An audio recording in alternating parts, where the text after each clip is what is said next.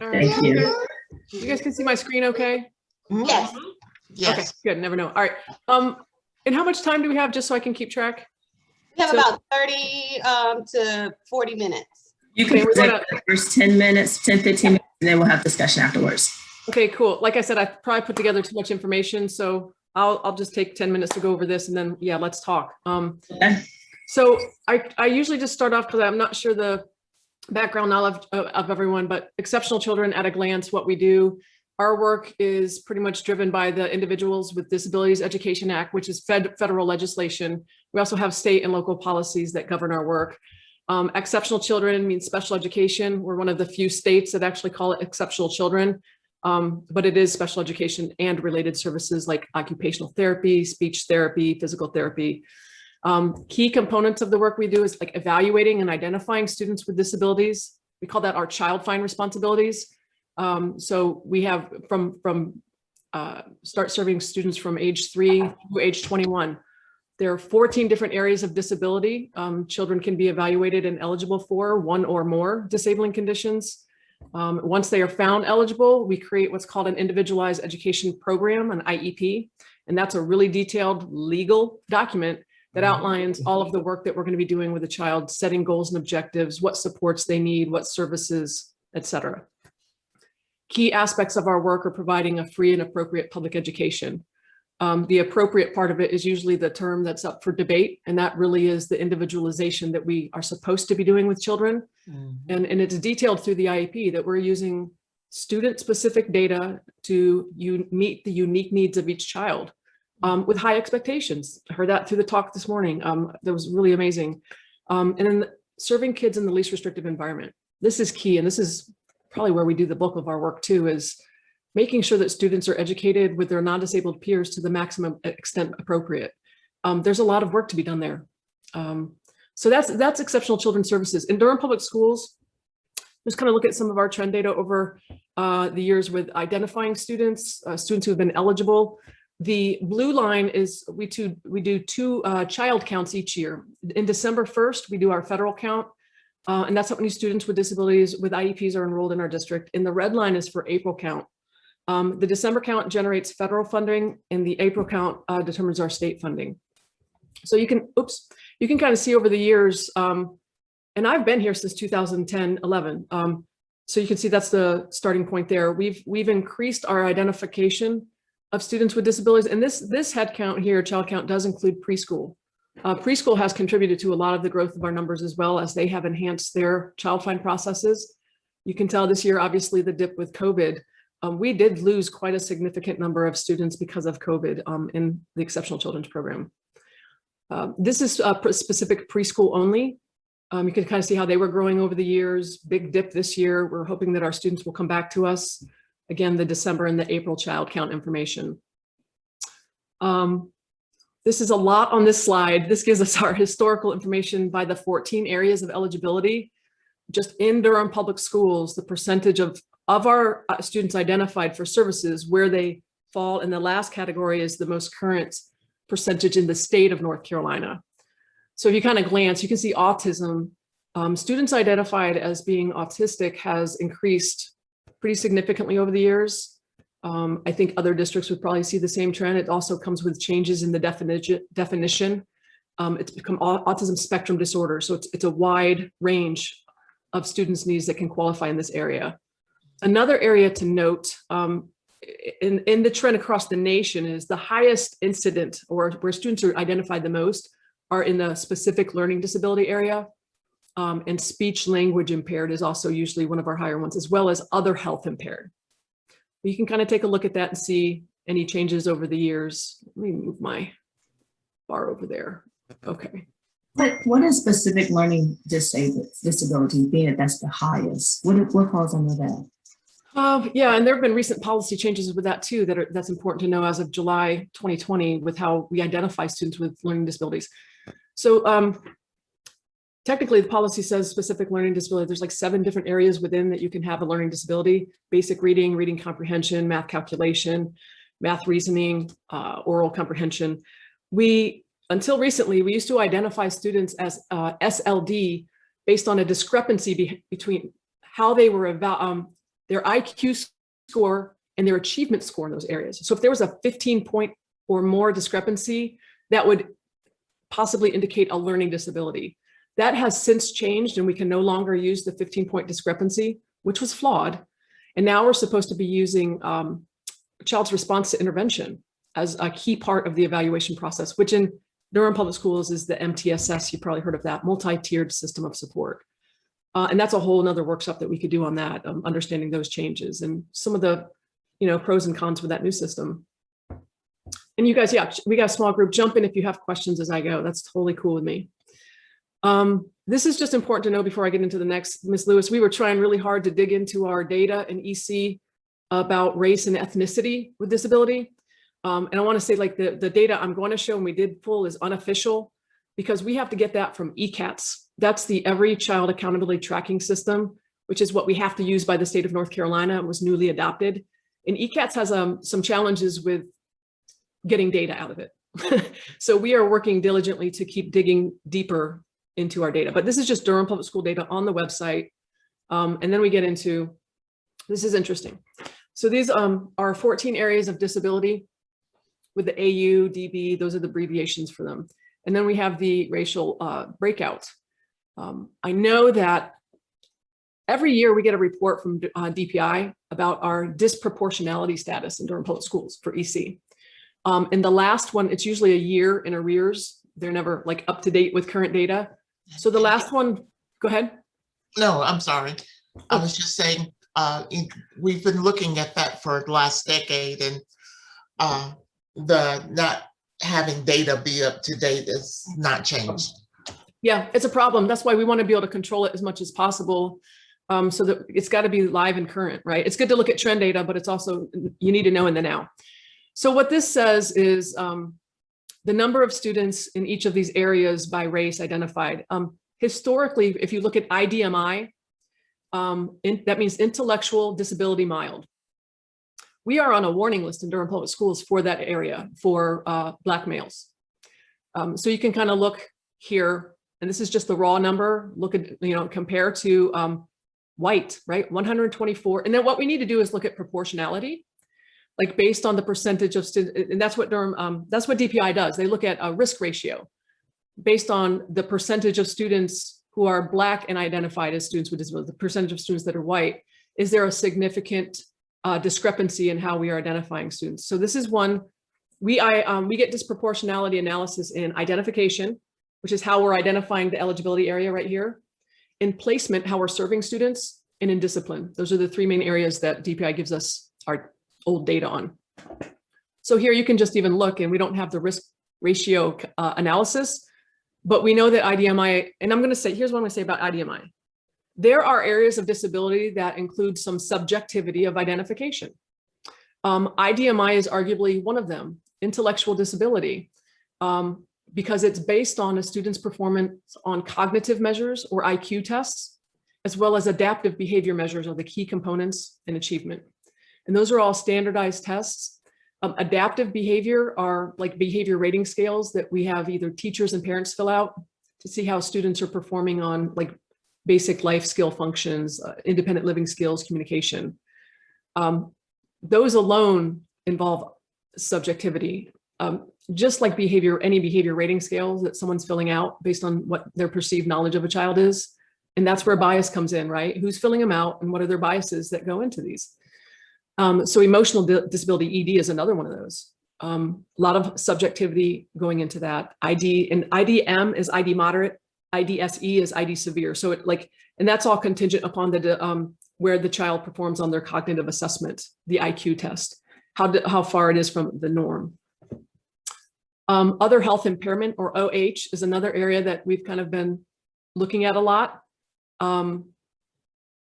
How students, if you look at how students are identified for other health impaired, the team has to ask questions about how the student, if there's impairment in alertness, vitality, and strength that impacts education. I'll leave it That's there where for now. most of the kids with ADHD Yeah. fall into. Right, and here's the other thing, Barbara. It's like the OHI, ADHD often is fallen under there, and there's a whole we could really analyze how kids get diagnoses of ADHD, right? The Right. school district does not diagnose medical diagnoses. So parents get those from medical professionals or psychologists, psychiatrists, people who are authorized through the DSM to diagnose those. But there's a whole other access to diagnoses, access to private evaluations that parents can get and submit to the school for consideration. These are all things that play into potential inequities. Right. And so OHI and ED are emotional disability versus other health impairment. There are also eligibility areas that have stigma, right? Having a disability alone can have a stigma. But are we identifying more white children as other health impaired versus emotional disability because it's a more preferred category, right? Is that happening? That's something that we need to look at. Because I do believe we were at one point on a warning list for other health impairment identification. So anyway, once you start digging into the eligibility areas, raises a lot of questions once you understand how kids are being identified. Where do, can I ask a quick question? Sure. So thinking of like, and I have a kid who's in EC, but I also work with adolescents who have IEPs. I'm a mental health therapist. But thinking of our kids who have like ODD diagnoses and some of the behavioral diagnoses, where do they fall on here, or are they not represented? Yeah, that's a great question. So yeah, they can be represented. It depends on when that IEP team meets. When they meet for the referral, they're talking about what are the areas that we suspect. That's a requirement because then that dictates the evaluations that are needed by the state and federal government. So at that time, if there's diagnoses and information, they're talking about, well, that could be characteristic of an emotional disability or other health impairment. So we might evaluate for both of those, right? Or if there are other learning things impacting learning, specific learning disability could be considered, or intellectual disability. It's all based on the data they have at the time of the referral.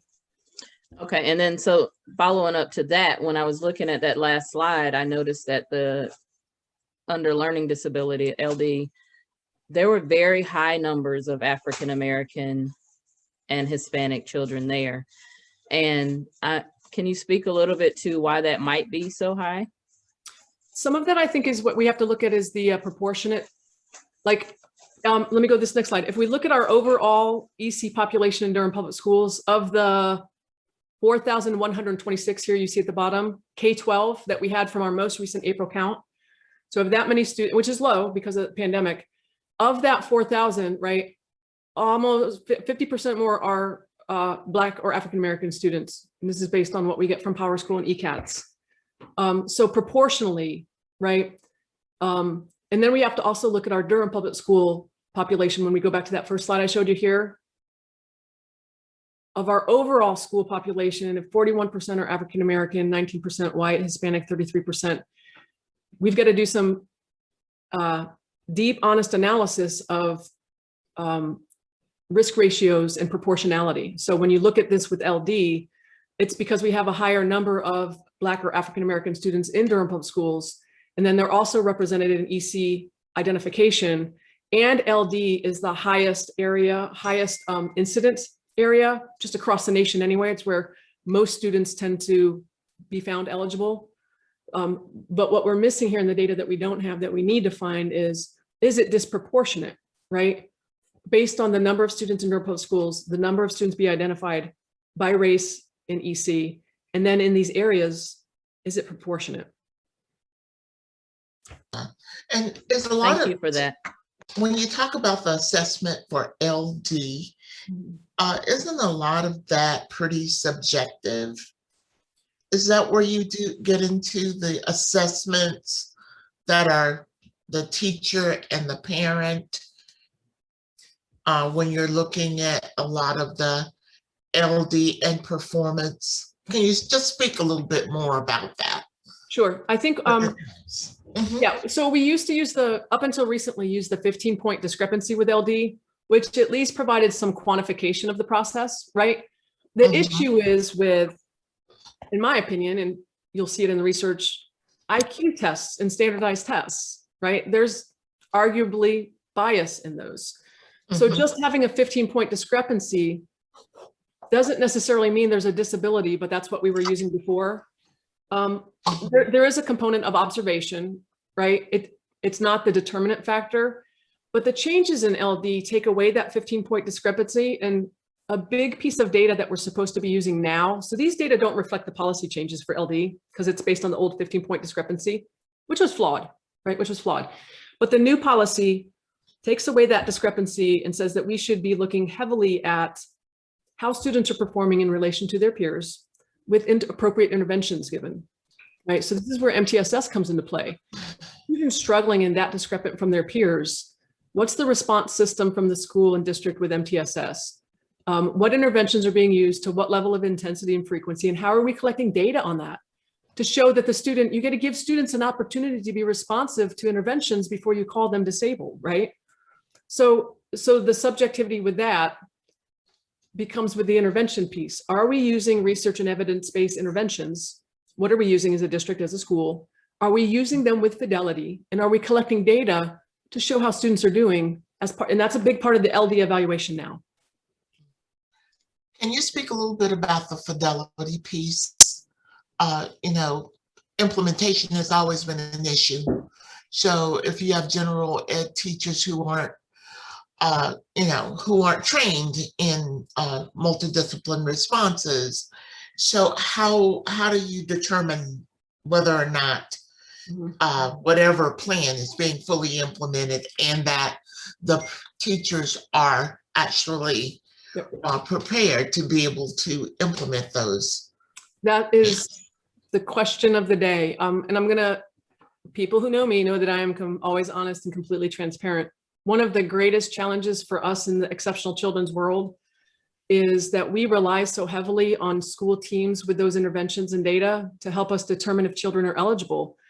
And it feels like it really depends on the school about their implementation.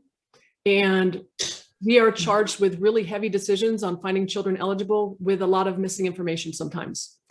And that is a lot of the advocacy work we do is trying to bring that, elevate that MTSS is so critical to the EC process, but it's not within our control, right? They're general education interventions. They're not being implemented by EC folks because the child's not eligible yet. So I think there's a lot of work to be done there. Can I also ask a question? Sure. About this, like in terms of, and I know you might not be able to answer this, in terms of policy, how is it that, okay, I'm going to start with, I agree with the assertion that a big part of the problem here is that so much is left to individual schools and administrators and teachers who do not have training in special education and who are, in my experience, largely unaware of trends in special education. So I'm like, kind of like, this is my space, like inclusion as a way of being and living and different levels of need being met in community spaces, right? So statement of theoretical underpinnings. Anyway, how is it though that MTSS is part of the process of identification when, like I've seen as a parent, so let me back out of as a parent, I've seen MTSS be used as a way to delay the identification process for a child who had a diagnosis, right? And it introduces a lot of discretion and space for unequal or inequity to influence where a child is placed. So, and Chris, you know this, like, you can know most the highlights of this, but like my son, so I have two children, one has Down syndrome, so she's like clearly has a disability, and she came into the system. We were told almost immediately that she would not be staying in her classroom. She would be sent to another school before she even had like any interventions, no accommodations, no modifications. And because I'm quote unquote that parent who like is, you know, unpleasant, apparently, she's where she is, and we have like built a space for her, right? But like, her first IEP was a travesty. Like, you know, like I went home knowing all the things that I know. I went home and was like, no, you know, this is unacceptable. We're going to call this meeting again. And we redid it the next day. Right. And so there's all these like, but then my son is in this other space where he is extremely intelligent in terms of like your standard IQ testing or whatever, however we define extremely intelligent. I think my daughter is also, but that's different in different ways. He's a very advanced reader. He's, you know, he also obviously has ADHD, right? He's like, he doesn't stop moving. And every year I have this fight the first semester with his teacher, tell him to stop moving, tell him to do this, tell him to do that. And, you know, I'm like, no, I'm not going to do any of those things. You know, like he has energy. He needs to learn how to be appropriate with others. Yes. But, you know, like since kindergarten, we've been having this discussion, and it kind of came to a head this year with Zoom, because technology makes you say a lot of your quiet parts out loud, right? So I need him to stay in that box, is what we were told. I need his body to stay in that box. And I was like, he's 9, that's age inappropriate, first of all. But second of all, like he's not doing anything that is preventing him from learning. We're not gonna have that, you know. And so like we had to go through this whole MTSS process. After 2 times, like this is the second time we've called for an IEP evaluation, because that's always the first thing, right? The first time that it was determined that he didn't need any evaluation because I don't know what, I can't remember what the reason was, but like it was this heavy like suggestion that nothing would come of it anyway, right? Although technically there was nothing illegal said, but what ended up happening was, because I'm able to pay for an independent evaluation, he was able to get finally get his official diagnosis or whatever. And then he ended his therapist, because I don't know what the deal was, but like his therapist did IQ testing, was like, oh, whoa, like his reading ability, his vocabulary ability is like off the charts. He should be an AIG also, right? And so I just feel like when he has classmates so who have similar behaviors and similar profiles, and they went straight to AIG. It was when they're in kindergarten, they're like, oh, he's probably gonna be gifted and he's this and he's that. And as soon as 3rd grade hit, they were like, he's going to this classroom with this other teacher. Whereas my son was like, well, he's very aggressive and he's very explosive. I'm like, aggressive, what does that word mean? You know, let's break that word down. What do you mean by aggressive? Well, he's always, you know, he's just very boisterous. And I'm like, does he threaten to hurt people? Well, he's just, you know, he's big in his space. And I'm like, that's not aggressive. That's not the same word, right? And so just to me, it kind of highlighted the way that a child could go in either direction, depending on 1, how forceful their parent is, 2, how much you know about how the system works. I only knew that because my daughter is already in the EC system, right? Like I already knew what was supposed to be said and not supposed to be said, and like how to have these discussions. And then 3, whether you have the resources to get an outside evaluation and know that it's worth doing in a lot of cases, right? And what the options are. And so I don't know, he could have ended up anywhere if any of those 4 things weren't in place, right? And so I as much as I love Durham schools, to me this year was like beyond that, there were just a lot of things that seeing my kids at home, the way that things happen in the classroom, were really eye-opening and kind of frustrating. Like my daughter does better with her OT because she doesn't yell at her anymore. I mean, that kind of thing, like, you know, like, so yeah, I have a lot to say, but I'm gonna stop talking now. Well, I got a lot of thoughts running through my mind on that, Dr. Gibson. I know.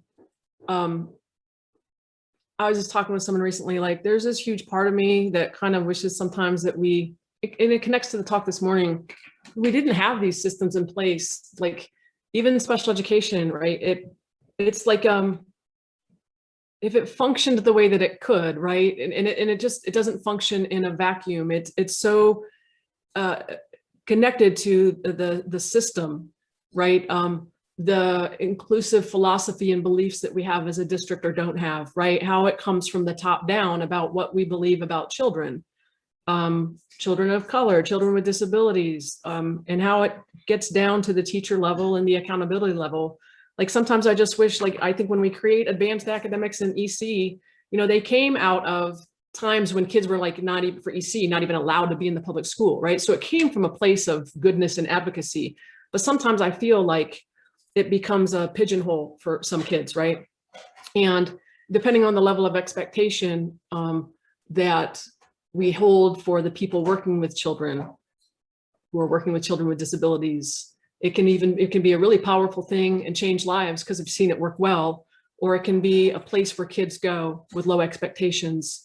And then we know that's part of the disproportionality work that, along with suspensions, right? Kids with disabilities are suspended more at a much higher rate than, especially Black children with disabilities. And the speaker this morning talked about, like, in preschool suspensions, right? Kids being removed, 3 and 4-year-olds, how that contributes to the prison, school to prison pipeline. So yeah, I have a lot of thoughts about these things, and I see if things worked more the way that they should, and there's a whole conversation there, but they don't always. And it is about parents who, it can't continue to be about the parents who have the knowledge and expertise to know how to navigate the system, or the resources to, like you said, get the private evaluation that even with you doing that helps, you still have roadblocks, right? Okay, I've rambled. I want to hear from you guys. I could go on. And I do have more, but go ahead, yeah. Well, I'm curious if data has ever been collected to see which schools are qualifying students with disabilities under what particular disability. For an example, there may be a difference between how many students are qualifying under LD or ED that attend Burton Elementary or Eastway Elementary versus students who are attending Creekside or Sandy Ridge. You know, that type of data, is it being collected? Because I think that if it were, then it may give you a little bit more of a peek of what's happening, because of course, Durham Public Schools is within Durham community, and we cannot ignore, and the discussion was held this morning from our guest speaker. So our schools are a reflection of the broader community because of the people who are in them, right? So is that type of data being collected as far as that is concerned? Great question. And to be honest, just being involved in this today prompted us to start looking deeper at our data. So that's that's what I said earlier. Getting the data and getting it accurate is one of the challenges, but the answer to that is yes. We are looking at seeing what we can pull from ECATS that's accurate in terms of the district level data, and then paring it down, like I showed a couple slides, down to the school level and doing some analysis. Because that's one of the things that also helps change the narrative and change policy and practice, when people are asking for the data and asking questions about it. So Saja, yes, absolutely. We will be looking at the school level data. Part of that is getting it accurately from ECATS and having, as a department, having the resources to do the analysis, because it's very time intensive. So we're gonna try to advocate for more support with that.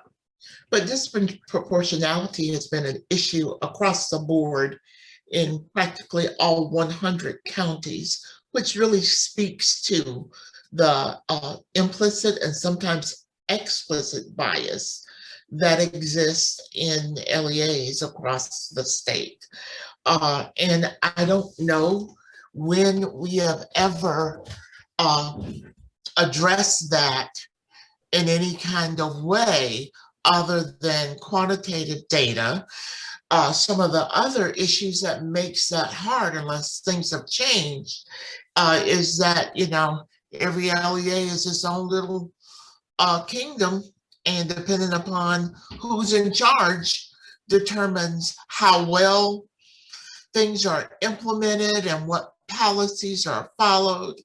And honestly, so much of what happens in terms of special education is dictated by bias or the lack of implementation of services. So it's, in many ways, it's an illusion. And the less informed you are about how the system works, and the more you rely on the system to do what it's supposed to do, the more likely your child is going to end up without that free and appropriate public education that they are supposed to have a right to. So, I mean, that's what I've seen, you know, over the course of time. And I don't know that we have done anything to really address that at a systemic level. That is, But, you know, you tell me. that was so well said, Ms. Leach. That was so well said. Because I also agree that when you have a situation where, like for an example, if you have a higher proportion of students with social, emotional disabilities in one school, right, that just becomes a subgroup right there. Then, in my opinion, the most reasonable action would be, well, let's start funneling more funding into that school, because the data apparently shows that, right? Funneling more funding into that school to provide more counseling and more trauma centered, or just the resources that that school may need, because they're saying that these students are suffering more than other students with this type of disability. That would keep them honest, because now the money is involved, and say, wait a minute, we don't want to put more funding in this school. Well, why not? Because your data said it needed it, and we're talking about results. So then we have to go back to these schools and say, well, if you're saying that this funding is not needed to help these students that have these social emotional issues and disabilities and traumas, then let's look back at your data. Is that data really, is that honest data? Or is that biased data? Because what are you looking to do with that by constantly putting these students within these categories? What is your objective if it's not to help them? And I think by looking at that and how the money would be shifted around to the various schools. Yeah, you're talking about resource allocation. You're talking about resource allocations. And exactly, based yes, off the data from based on every the data. Saying we are saying that more students at Eastway are being diagnosed with this type of disability versus students at Southwest being diagnosed with this type of disability. Right? Because it's interesting when you have 44% of the overall population in DPS being African American, but over 50% of the EC population being African American. Yeah. I want to come back to something that Amelia said, but I saw Natalie come off of mute. I want to come to Natalie, and then I'm going to make a comment about Amelia and come back to that. Thanks, Giovanni. I just wanted to make sure that as we dig into this data more, that Dr. Bell is able to share how some schools do have specific classrooms placed within them for visual and hard of hearing, or, you know, there are some clustering that might make numbers look different, and I wouldn't want that to obscure the data as we go forward and dig into it deeper. Is that fair, Dr. Bell? Yeah, thank you, Ms. Beyer. That was one of the things I was going to talk about, because Dr. Gibson, I think you put that into like placement in EC is in terms of students' participation with their non-disabled peers. So in Durham Public Schools, we have what we call separate or self-contained EC classrooms for students with, and it sounds horrible, separate, right? Yeah, I know. But that's what it's called in the federal regulations too, right? For students with the most significant disabilities or low incidence disabilities, like center-based programs for students who are deaf or hard of hearing or have visual impairments. But the other thing that we've been having a lot of conversations about as a department is who is going in those classrooms. Are we appropriately, because they're restrictive, right? And if appropriately used and supported and resourced and still driven by the IEP, it's not a bad thing, right, by default. But what's happening in self-contained classrooms? Who are the students going in? Where are we as our inclusive practices too? Are we really making sure at the school level that every child who has a disability, we're really accessing least restrictive environment, that at every part of their day, we're looking at as an IEP team, are they included as much as possible with the right supports with their non-disabled peers? And I would say there's a lot of work to be done there in Durham Public Schools too. We keep increasing the number of self-contained classrooms that we have from pre-K through 12. And the question is that really needed? Or should we be doing more inclusive work, right? Or is it a little bit of both? Because we do have some students with some really intensive needs who really need smaller class intensive support, but are they still getting opportunities, meaningful opportunities to be with their non-disabled peers throughout the day? And just to jump in real quick, because I think it was Barbara who spoke to the LEAs being their own separate kingdoms.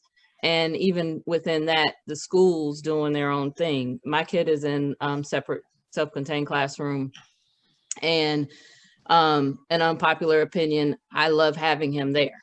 And I am terrified of the idea of him going to middle school and being with his in a mainstream classroom, because his level of needs, he will get lost. He's highly verbal. He can participate in a conversation and you think he know what he's saying.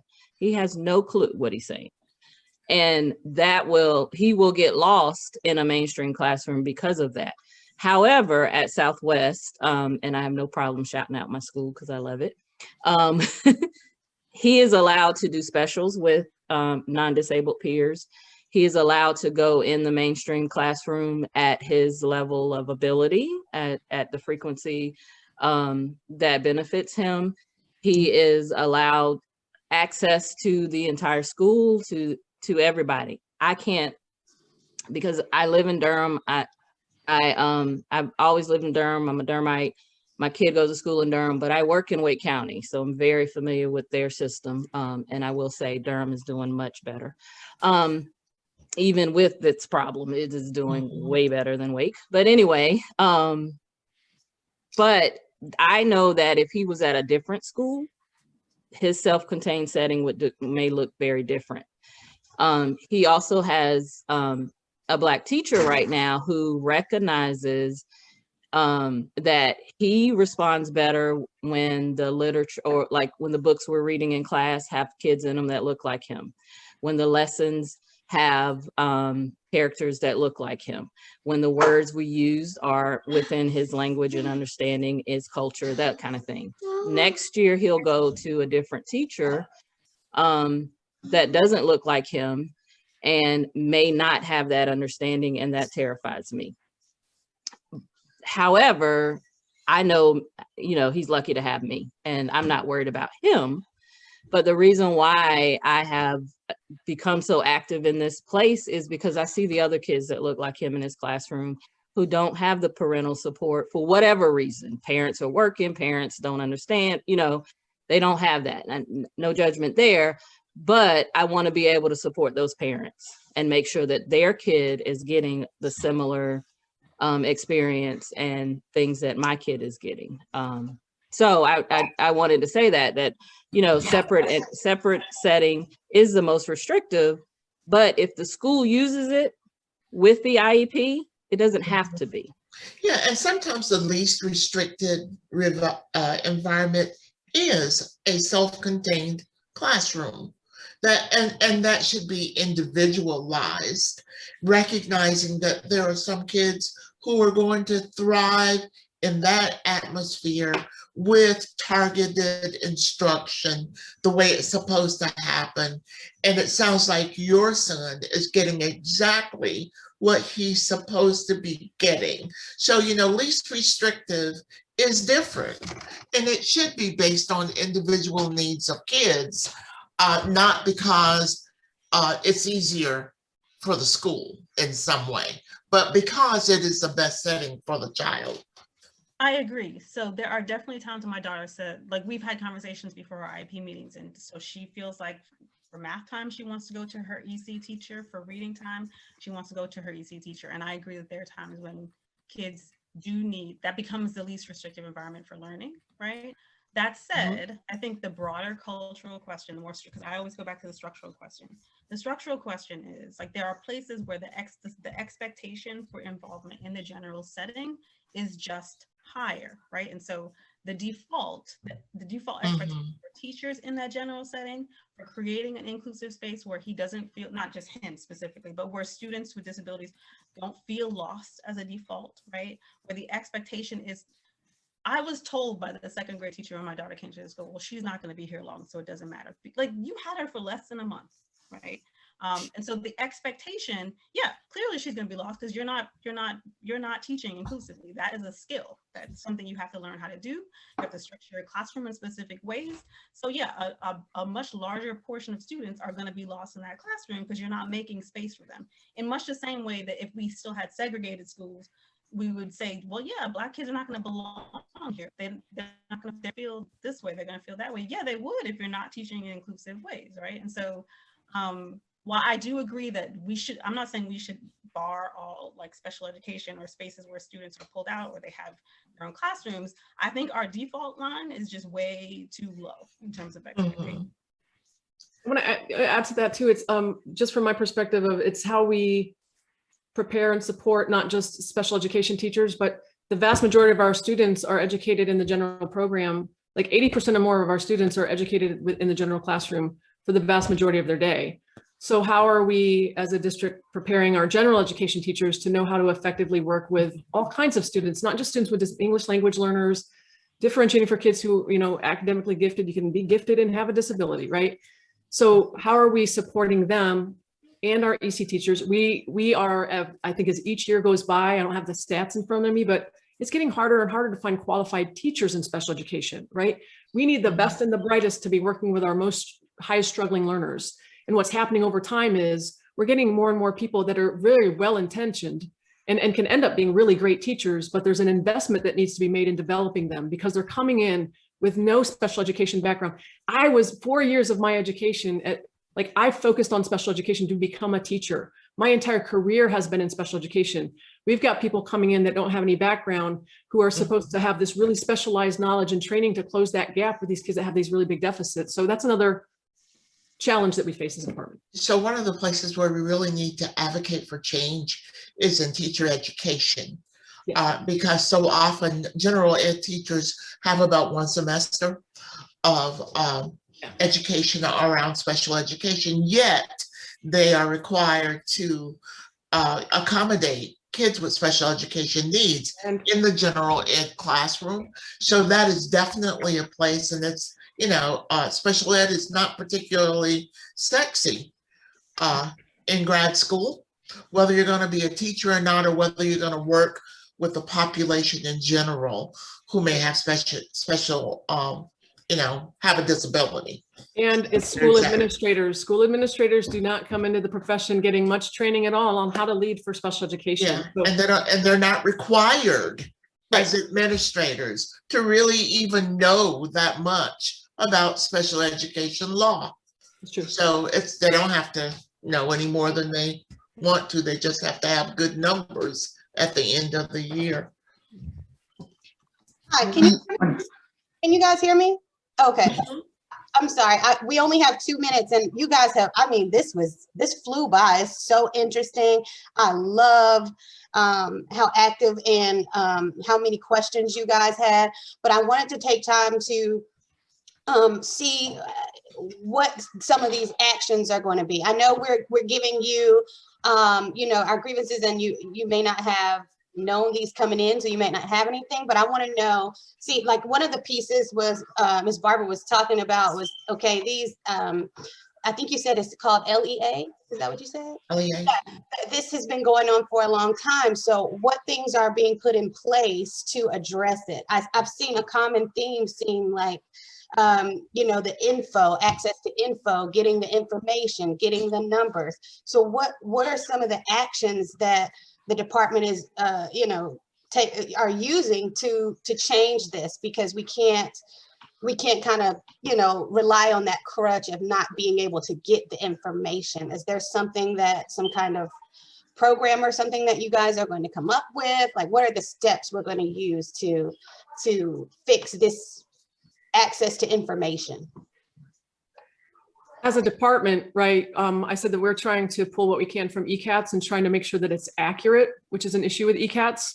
So working with Dr. Spencer's department, when she's mostly with Power School, how can we get, what are the level of reports that we need district-wide down to the school level, to Ms. Ali's point, that disaggregates it in the way that we need it. And the other thing is a district, whenever I'm on teams and I'm seeing reports and data reported, I want it aggregated, disaggregated by EC, and I don't always see that. So part of that is advocacy. When you're looking at dropouts or suspensions or kids failing classes, whatever the data being reported by the district, we've got to always include EC. So it's not just our departmental data, which is equally important, but we are going to start drilling down on that and working with the ECAT system.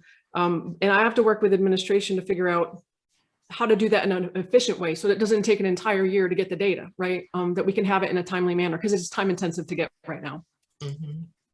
So would that look like collaboration? Like, what would that look like trying to get it? Like, I just want to hear like some ways that we could ourselves hold people accountable, and also like, you know, give you guys the tools you need to make sure that's actually happening? I mean, I know we want it to happen. Like, what would that look like?